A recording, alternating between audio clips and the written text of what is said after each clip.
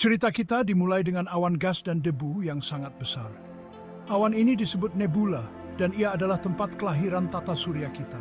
Sulit dibayangkan, tetapi seluruh tata surya kita dulunya hanyalah awan yang berputar-putar ini, penuh dengan partikel-partikel kecil yang mengambang di ruang angkasa.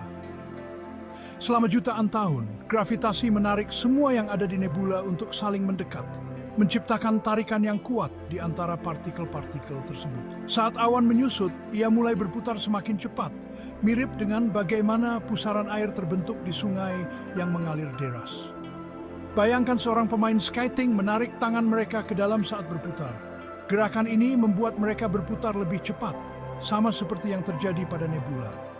Semakin cepat mereka berputar, semakin datar mereka jadinya, membentuk struktur yang lebih teratur. Hal yang sama terjadi pada nebula kita, yang mulai meratakan dirinya menjadi bentuk seperti piringan. Nebula itu menjadi pipih seperti piringan yang berputar, dengan pusat yang lebih padat dan tepi yang lebih tipis. Di pusat piringan ini, matahari mulai terbentuk, menjadi pusat dari semua aktivitas yang terjadi di sekitarnya. Gravitasi menarik semakin banyak material ke arah pusat, menambah massa dan energi ke dalam inti yang sedang terbentuk. Tekanan dan panas menjadi begitu kuat sehingga atom-atom mulai bergabung, melepaskan energi yang sangat besar dalam proses yang dikenal sebagai fusi nuklir. Ini menandai kelahiran matahari kita, sebuah bintang yang akan menjadi pusat tata surya. Sisa piringan terus berputar mengelilingi matahari yang baru lahir, membawa serta material yang akan membentuk planet-planet.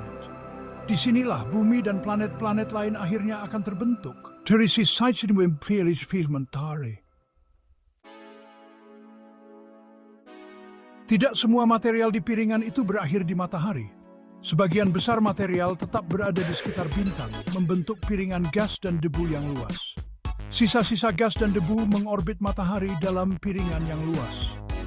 Piringan ini adalah tempat kelahiran planet-planet. Partikel-partikel kecil ini saling bertabrakan selama jutaan tahun.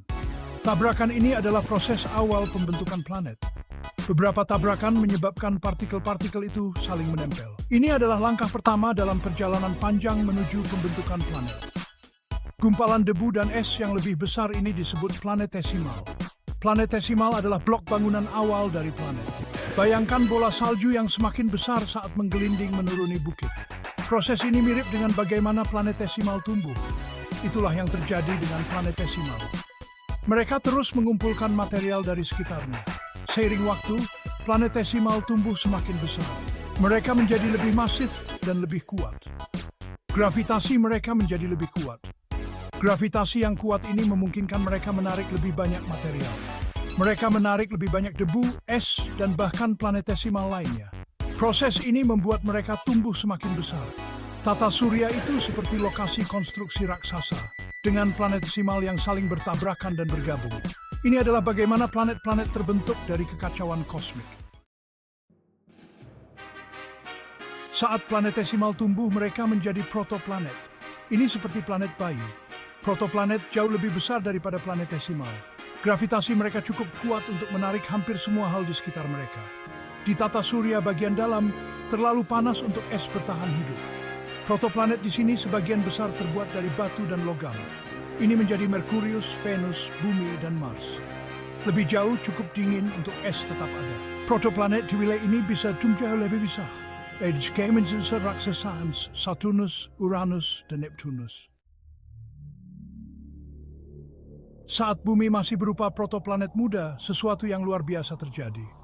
Protoplanet lain seukuran Mars menabrak Bumi. Ilmuwan menyebut protoplanet ini Theia. Dampaknya sangat besar. Tabrakan itu menguapkan sejumlah besar batu dan logam dari Bumi dan Theia. Puing-puing ini terlempar keluar angkasa dan mengorbit Bumi. Seiring waktu, puing-puing ini menggumpal bersama di bawah gravitasinya sendiri.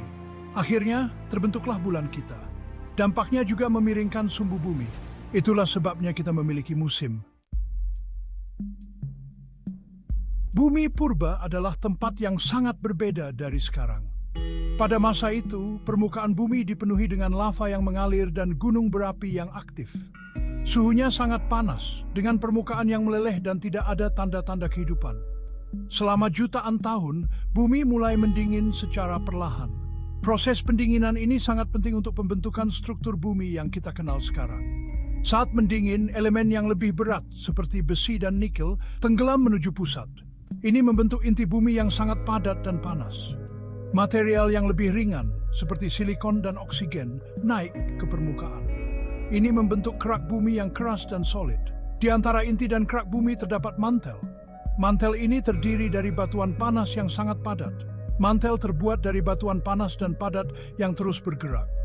Gerakan ini sangat dinamis dan mempengaruhi banyak proses geologis. Pergerakan inilah yang mendorong lempeng tektonik yang bentuk benua-benua di bumi dan menyebabkan gempa bumi serta letusan gunung berapi.